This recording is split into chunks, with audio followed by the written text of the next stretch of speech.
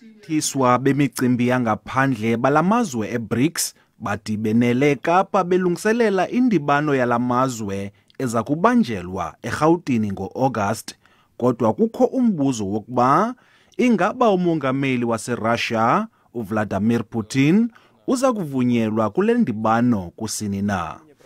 The South African government is currently looking at what the various legal options are with respect to this matter. And I have indicated that it is something I believe the President would be the best person to speak about once they have reached a conclusion. Lamazwe eBRICS afuna ukuqinisekisa lamazwe akaxhomekekanga kumazwe asentshona ngokwezimali. We will also explore opportunities for de-risking our BRICS institutions in the current financial landscape and look to bring fairness to global financial systems toward a world with less poverty, less inequality and more focus on development.